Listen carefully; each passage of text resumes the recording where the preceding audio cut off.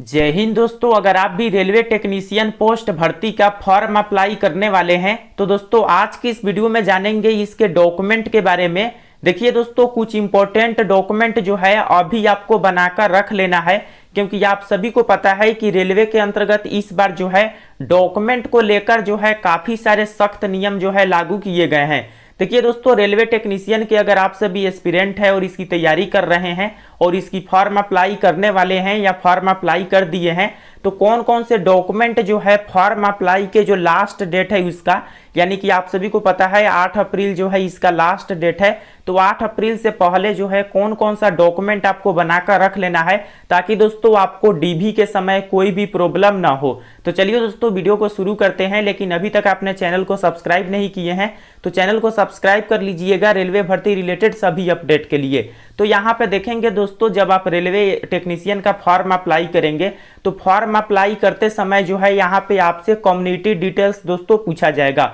देखिए दोस्तों, इसके पहले जो आपका भर्ती होता था रेलवे में उस समय जो है इस तरह से डिटेल्स आपका नहीं पूछे जाते थे, यहाँ पे केवल कम्युनिटी आपका पूछा जाता था। लेकिन इस बार दोस्तों क्या किया गया है कि सर्टिफिकेट नंबर भी आपका मांगा जा रहा है, यानी कि जो आपका कास्ट सर्टिफिकेट है उसका यहाँ पे सर्टिफिकेट नंबर भी मांगा जा रहा है। इसके अलावा आप सभी यहाँ पर देखेंगे आपका बताया जा रहा है कि इशूइंग अथॉरिटी यानी कि कहाँ से जो है वह इशू हुआ है और डेट ऑफ इशू भी यहाँ पे देखने को आपको मिलेगा। तो देखिए दोस्तों, कौन से फॉर्मेट में जो है आपको कास्ट सर्टिफिकेट बनवाना है, और ये फॉर्मेट जो है आप सभी को बता दें रेलवे के जो ऑफिशियली साइट है और इसके अलावा दोस्तों जो ऑफिशियली नोटिफिकेशन है उसमें आपको देखने को मिलेगा। और दोस्तों जब आपका डॉक्यूमेंट वेरिफिकेशन होगा तो अभी जो आप सभी यहाँ पे कास्ट सर्टिफिकेट दिए रहेंगे वही कास्ट सर्टिफिकेट आपका चेक होगा, और वो कास्ट सर्टिफिकेट रेलवे के जो फॉर्मेट है उस फॉर्मेट में आपका होना चाहिए, क्योंकि दोस्तों सभी डिटेल्स यहाँ पे दिया गया है। फॉर्म अप्लाई करते समय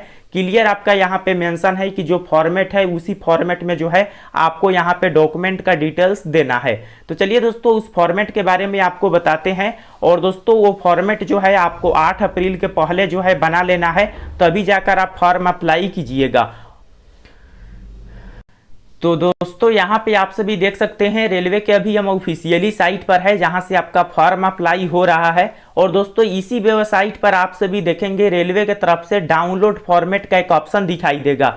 जितने भी डॉक्यूमेंट दोस्तों कास्ट सर्टिफिकेट रिलेटेड है, चाहे या SC ST का सर्टिफिकेट हो या OBC का सर्टिफिकेट हो या OBC NCL का हो, इसके अलावा EBS का जो है सर्टिफिकेट हो या EWS का सर्टिफिकेट हो या माइनॉरिटी डिक्लेरेशन हो या डिसेबिलिटी सर्टिफिकेट हो, सभी के बारे में इस वीडियो में जानेंगे। और देखिए दोस्तों, ये जितने भी फॉर्मेट यहाँ पे दिया गया है ये सभी फॉर्मेट आपको नोटिफिकेशन में भी देखने को मिल जाएगा। तो नोटिफिकेशन के अलावा आप यहाँ से भी डाउनलोड कर सकते हैं, लिंक हम डिस्क्रिप्शन में दे दिए हैं। इसके ऑफिशियली साइट पर इस बार फॉर्मेट आपका दे दिया गया है, इसे जो है आपको प्रिंट कराकर जो है इसी सर्टिफिकेट को आपको बनाना है, तभी जाकर आप फॉर्म अप्लाई कीजिएगा। अन्यथा दोस्तों आगे चलकर आपको प्रॉब्लम होगा, क्योंकि रेलवे इस बार क्लियर मेंशन कर दिया गया है कास्ट सर्टिफिकेट को लेकर कि जो फॉर्मेट है उसी फॉर्मेट में कास्ट सर्टिफिकेट आपका होना चाहिए। तो चलिए दोस्तों सबसे पहले यहाँ पे हम SC ST का कास्ट सर्टिफिकेट आपको दिखाते हैं। तो दोस्तों यहाँ पे आप सभी देख सकते हैं ये SC ST का जो है सेंट्रल लेवल का कास्ट सर्टिफिकेट का फॉर्मेट है,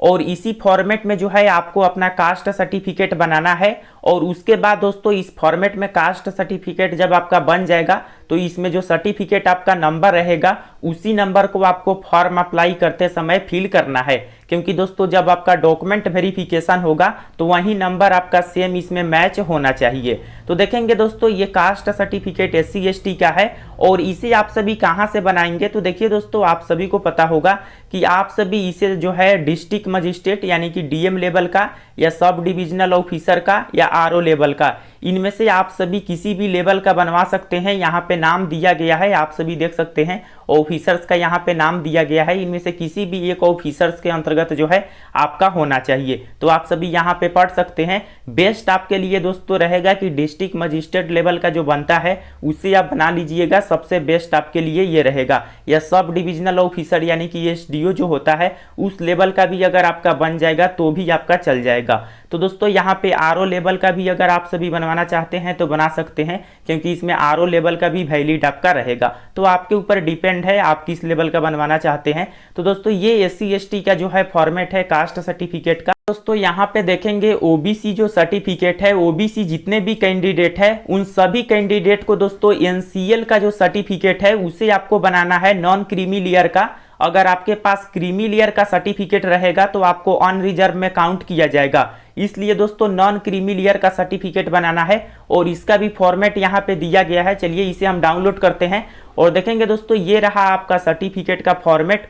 ओबीसी के जो है यहाँ पे NCL जो सर्टिफिकेट होता है ये फॉर्मेट आपका यहाँ पे दिया गया है और इसी फॉर्मेट में जो है आपको बनाना है। तो दोस्तों इसे जो है आप सभी यहाँ पर देखेंगे डिस्ट्रिक्ट मजिस्ट्रेट के थ्रू भी बनवा सकते हैं या SDO level sub divisional officer का जो होता है या SDM लेवल, यहाँ पे सभी जो है यहाँ पे ऑफिसर्स का नाम दिए गए हैं। इनमें से किसी भी एक ऑफिसर्स का सिग्नेचर अगर आपके इस पर है तो आपका जो है ये काम हो जाएगा, यानी कि ये जो है आप सभी के लिए बेहतर रहेगा कि डिस्ट्रिक्ट मजिस्ट्रेट लेवल का जो बनता है उसे आप सभी बना लीजिएगा। और देखेंगे दोस्तों इसी फॉर्मेट को जो है ओबीसी जो कैंडिडेट है वैसे कैंडिडेट इसी फॉर्मेट को जो है डाउनलोड करके आपको इसी सर्टिफिकेट को बनाना है। उसके बाद ही आप फॉर्म अप्लाई कीजिएगा और इसमें सर्टिफिकेट नंबर आपका दिया जाता है। यहाँ पे जब आप बनाएंगे तो सर्टिफिकेट नंबर यहाँ पे आपका मेंशन कर दिया जाएगा, तो उसे ही आपको फॉर्म अप्लाई करते समय फिल करना है। और यहाँ पे आप में से कुछ स्टूडेंट का ये भी सवाल होगा कि पहले से ही मेरा जो है कास्ट सर्टिफिकेट है। तो देखिए दोस्तों पहले से जो आपके पास कास्ट सर्टिफिकेट होगा वह इस फॉर्मेट में नहीं होगा। आप सभी को पता है अगर आप किसी अदर जॉब के लिए बनवाए होंगे तो वो दूसरा फॉर्मेट होगा। अगर सेम इसी फॉर्मेट में आपके पास पहले से है तो 1 साल से ज़्यादा पुराना नहीं होना चाहिए। 1 साल से ज़्यादा पुराना है तो वह वैलिड नहीं रहेगा।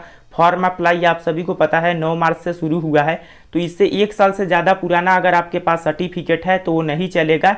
1 साल के अंदर अगर आप बनाए हैं तो वो आपका चल जाएगा। और देखिए दोस्तों आपके लिए बेहतर रहेगा कि आप न्यू बना लीजिए, क्योंकि जो फॉर्मेट आपका यहाँ पे मांगा गया है डेफिनेटली है कि शायद ही आपके पास ये पहले से इस फॉर्मेट में सर्टिफिकेट हो।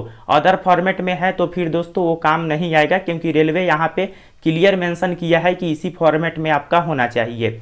इसके बाद दोस्तों यहाँ पे चलिए देख लेते हैं ओबीसी NCL जो है यहाँ पे डिक्लेरेशन है। तो दोस्तों इसकी अभी कोई आवश्यकता नहीं है, इसे जो है आप डाउनलोड करके रख लीजिएगा। ये जब आपका DV होगा तो उस समय इसे आपको फिल करना होगा, तो ये जो है कोई बनाने वाला नहीं है। इसके अलावा दोस्तों यहाँ पे है EBC सर्टिफिकेट। देखिए दोस्तों EBC सर्टिफिकेट क्या होता है, अगर आपका सालाना इनकम 50,000 से कम है, आप सभी को बता दें अगर आपके घर का सालाना इनकम 50,000 से कम है तो आप जो है EBC सर्टिफिकेट बनवा सकते हैं। इससे बेनिफिट आपका क्या होगा कि 500 रुपया जो एप्लीकेशन फ़ी रखा गया है वह आपका 250 रुपया ही लगेगा। लेकिन दोस्तों मुझे नहीं लगता है कि 50,000 आज जो है आजकल किसी के पास जो है इससे कम जो है सालाना इनकम होगा। तो आप फेक सर्टिफिकेट ना बनाएं EBC का, क्योंकि इससे कोई आगे जो है बेनिफिट आपको नहीं मिलने वाला है।